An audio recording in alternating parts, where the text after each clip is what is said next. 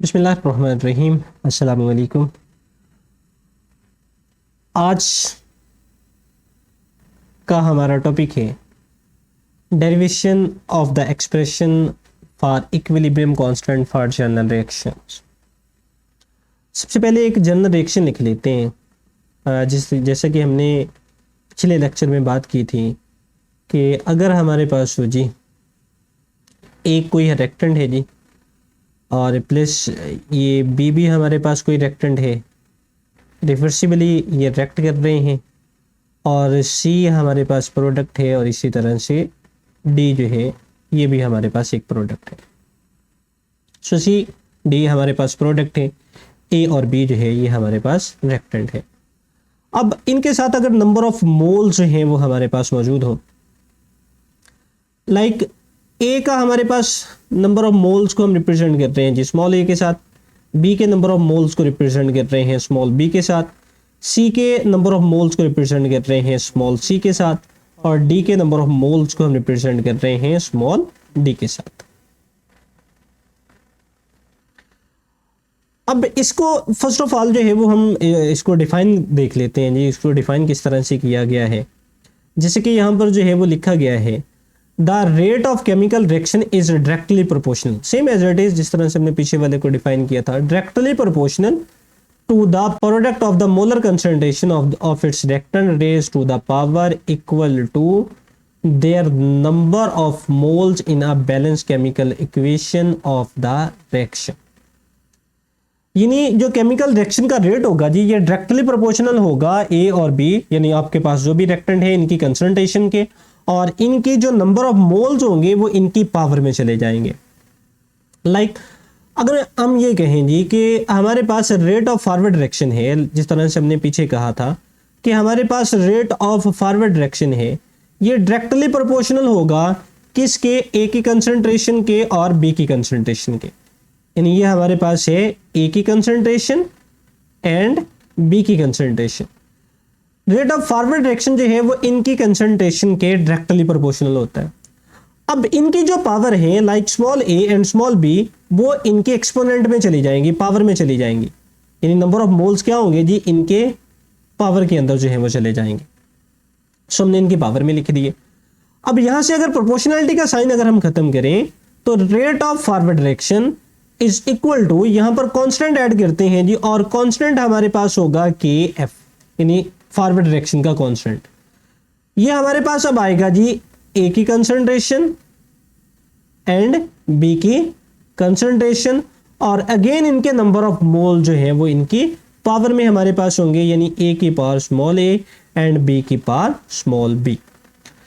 अगर ये वाली हो जी हमारे पास इक्वेशन नंबर 1। अब इसको थोड़ा ऊपर की तरफ जो है वो ले जाते हैं जी, यहां पर जो है वो इसको हम कर लेते हैं। अब बात कर लेते हैं जी रेट ऑफ रिवर्स रिएक्शन के हवाले से। So rate of reverse reaction जो है ये हमारे पास होगा, ये डायरेक्टली प्रोपोर्शनल होगा। अब किसके होगा जी, सी की कंसंट्रेशन के और डी की कंसंट्रेशन की, क्योंकि यही हमारे पास जो है वो प्रोडक्ट है, ये वापस रिएक्ट करके वापस जो है वो हमें रिएक्टेंट देंगी। So rate of reverse reaction ये डायरेक्टली प्रोपोर्शनल होगा सी की कंसंट्रेशन के और डी की कंसंट्रेशन के, और इनके भी जो नंबर ऑफ मोल्स होंगे वो इनकी पावर में चले जाएंगे। सी की पावर होगी जी स्मॉल सी और डी की पावर होगी स्मॉल डी। अब यहां पर भी अगर हम प्रोपोर्शनलिटी का साइन खत्म कर देते हैं तो के आर आर यानी rate of reverse reaction is equal to, यहां पर कांस्टेंट ऐड किया जाएगा जी के आर। सो सी की कंसंट्रेशन एंड डी की कंसंट्रेशन। सो अगेन इनके नंबर ऑफ मोल्स हमारे पास कहां पर मौजूद हैं जी, इनकी पावर में मौजूद है। सो ये वाली होगी जी हमारे पास इक्वेशन नंबर 2। अब आ जाते हैं जी एट इक्विलिब्रियम।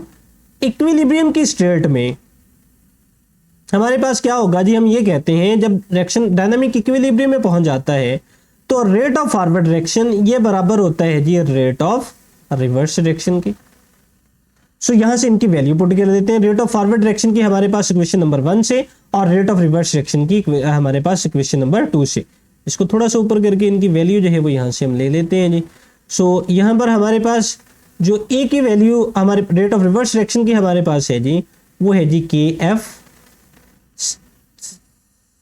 ए की कंसंट्रेशन और बी की कंसंट्रेशन, अब इनके जो नंबर ऑफ मोल्स हैं वो इनकी पावर में है, यानी ए की कंसंट्रेशन की power small A and B की कंसंट्रेशन की power small B, which is equal to, हमारे पास यहां से रेट ऑफ रिवर्स रिएक्शन के ले लेते हैं जी, जो कि हमारे पास है जी के आर इक्वेशन नंबर 2 से हमारे पास ये है जी सी की कंसंट्रेशन एंड डी की कंसंट्रेशन, और जो इनके नंबर ऑफ मोल्स हैं जी वो इनकी पावर में है, यानी सी की कंसंट्रेशन की पावर सी और डी की कंसंट्रेशन की पावर डी।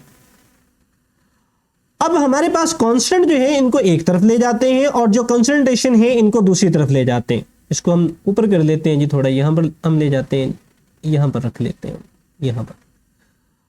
अब हम क्या करते हैं जी, कांस्टेंट एक तरफ रहने देते हैं और कंसंट्रेशन जो है वो दूसरी तरफ ले जाते हैं, यानी के एफ हमारे पास कांस्टेंट है, इसी तरह से के आर हमारे पास कांस्टेंट है।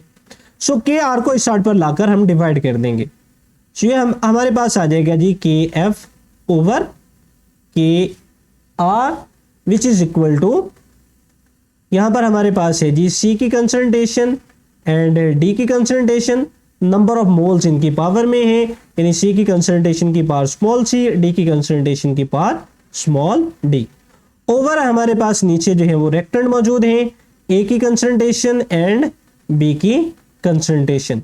सो इनके नंबर ऑफ मोल्स भी इनकी पावर में है, ए की कंसंट्रेशन की पावर स्मॉल ए और बी की कंसंट्रेशन की पावर स्मॉल बी। अब जैसे कि हमने पहले बात की थी कि जो कांस्टेंट होता है जी, जब कांस्टेंट से डिवाइड होता है तो एक नया कांस्टेंट आता है। जैसे कि हमने पीछे बात की थी कि हमारे पास जो के एफ ओवर के आर जो है ये इज इक्वल टू हमारे पास है जी के सी, यानी इक्विलिब्रियम कांस्टेंट के जो है वो बराबर है। सो यहां पर के एफ ओवर के आर की जगह पर हम के सी पुट करेंगे, यानी यहां पर हमारे पास आएगा जी ये के सी इज इक्वल टू, अगेन ये हमारे पास है जी सी की कंसंट्रेशन एंड डी की कंसंट्रेशन, नंबर ऑफ मोल्स हैं जो है वो इनकी पावर में है, सी की कंसंट्रेशन की पावर सी, डी की कंसंट्रेशन की पावर डी, ओवर ए की कंसंट्रेशन की power small A and B की कंसंट्रेशन की पावर स्मॉल बी। सो इनके ऊपर जो है ये हम स्मॉल ए और स्मॉल बी जो है वो यहाँ पर लिख देते हैं। सो ये हमारे पास है जी इनकी केसी की वैल्यू। सो इस तरीके के साथ हम इनकी केसी की वैल्यू जो है वो कैलकुलेट कर सकते हैं, यानी अगर नंबर ऑफ मोल्स दिए गए हों तो वो इनकी कंसंट्रेशन की पावर में लिखे जाते हैं। सो ये था जी हमारे पास एक जनरल रिएक्शन जिसमें हमने अगेन प्रोडक्ट ओवर रिएक्टेंट और इनके नंबर ऑफ मोल जो है वो इनकी पावर में लिखे, यानी ये हमारे पास है क्या जी, ये रेशियो है बिटवीन रिएक्टेंट एंड प्रोडक्ट। सो ये था जी हमारा आज का लेक्चर जो ये कि यहाँ पर ख़त्म होता है जी। उम्मीद करते हैं जी आपको समझ आया होगा। अगर इसमें किसी भी किस्म का कोई भी सवाल है तो आप हमें कमेंट बॉक्स में कमेंट कर सकते हैं। एज सून एज पॉसिबल जो है वो हम आपको इंशाल्लाह इसका आंसर जो है वो दे देंगे। सो आज के लिए इतना ही। अल्लाह हाफिज़।